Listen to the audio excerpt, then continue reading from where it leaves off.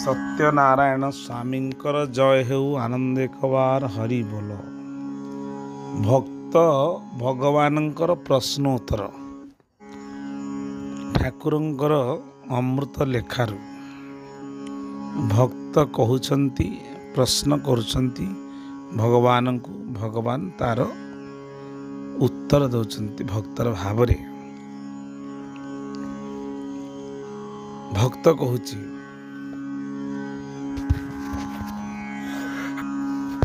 जीवन सर्वस्व मोर पराण ईश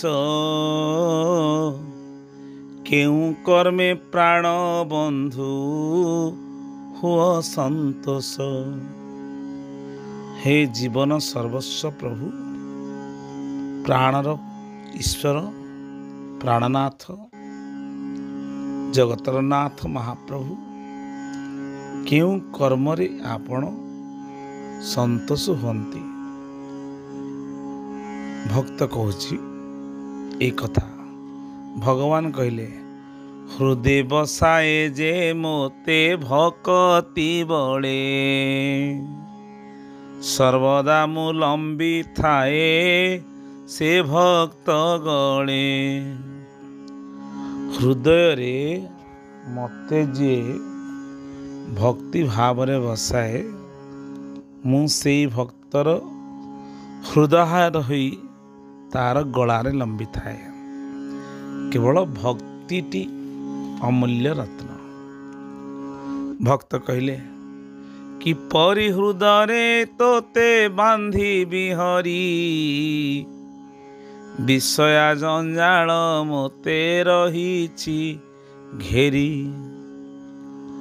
प्रभु काम क्रोध लोभ मोह मान अभिमान हिंसा देश सब प्रकार एवं संसार बंधु बांधव कुटुंब परिजन ये समस्त प्रकार विषय जंजाल तो बांधी रखिछि मते तुमको किभली भजन करिवि कहंतु। भगवान कहले अहंकार शून्य हेले नोहे विषयी कर का पराए सबु जीव मिलाई। केवल जीव अहंकार शून्य होई जदि मते भजन करिवो ताको विषय जंजाल आउ लागिवो नाही।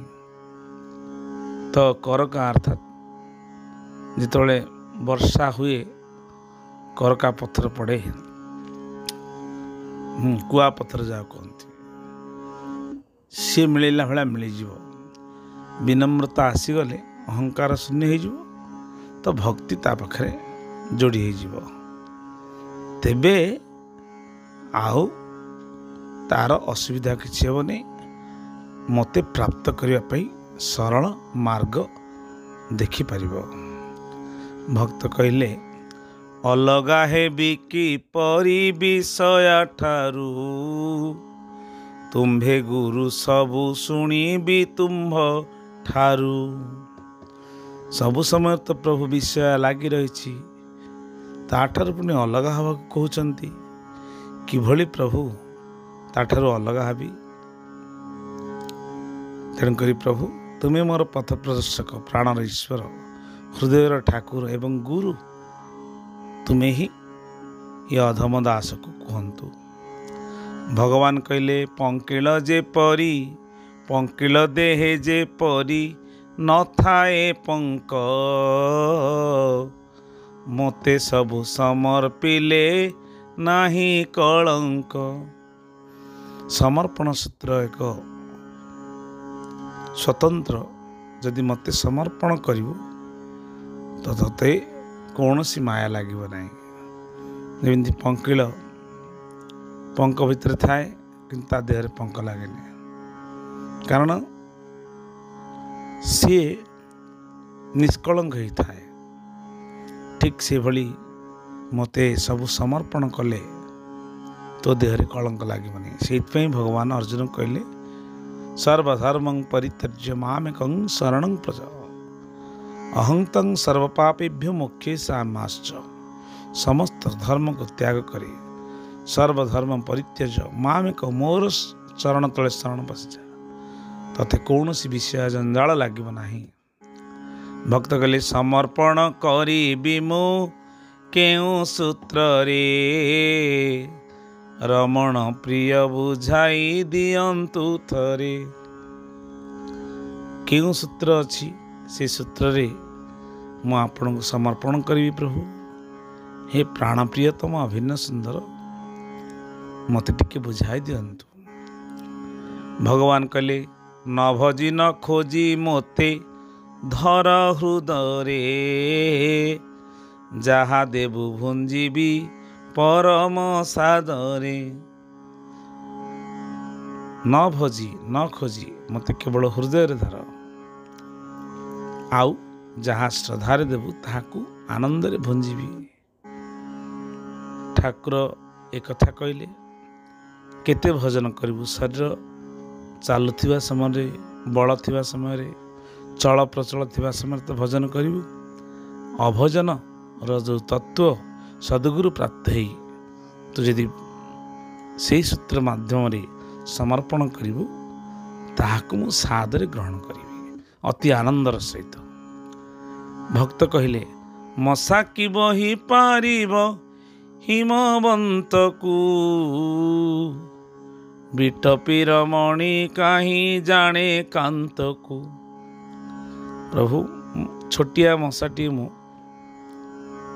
आ से कौन हिमवंत एत बड़ विराट पहाड़ को बोही पार।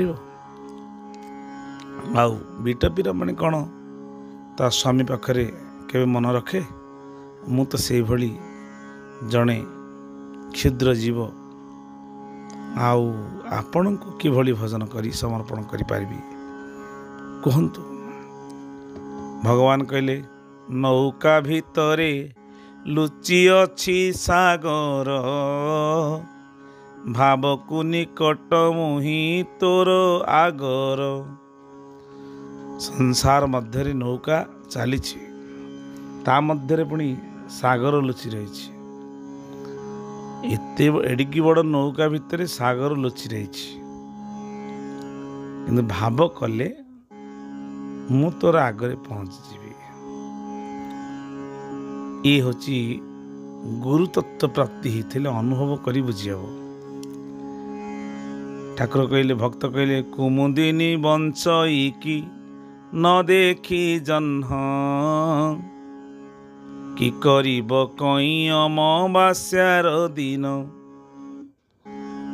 कुमुदिनी कौन बंची पार जन्ह को न देखी अमावास्या बा कौन कर बिचरा केवे तो फुटब नहीं। ठाकुर कहले 16 कला पूर्ण चांद उआस राति कहली दहिली तोर मनर भीति। अरे अमावास्या 16 कला पूर्ण चांद उआस रात्रि मध्य उदय हेबे अमावास्या मध्य उदय हेबे। कहली दहिली तोर मनर भीति भाव भक्ति थिले कौन बा असंभव। ये तत्व मध्य गुरु तत्व प्राप्त होइथिबा सद्गुरु प्राप्त होइथिबा व्यक्ति अनुभव करी बुझी पारिबो। 16 कला पूर्ण चंद्र पुणी अमावास्या रात्रि भगवान रात्रि मध्य उदय हंती तो दिन रातिर सूत्र भाव गुरुदत्त सूत्र माध्यम जान हम। पद्म फुटी पारई कि न देखी न मत्स्य बंचई कि कहीं न देखी जन्ह। प्रभु इन केवे मध्य पद्म केवे फुटी पारिबो इन को न देखिले और मत्स्य केवे बंची पारिबो जल नथिले। ठीक से भली भगवान कहले घन छाया घोड़ाई दिन मणि की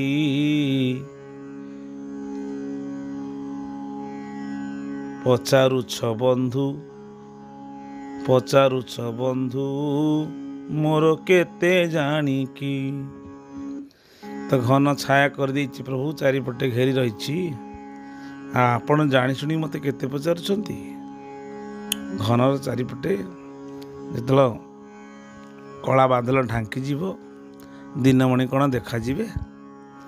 आ जानी प्रभु मत पचारुछंती प्रभु। तो ठाकुर कहले भगवान भक्त कहले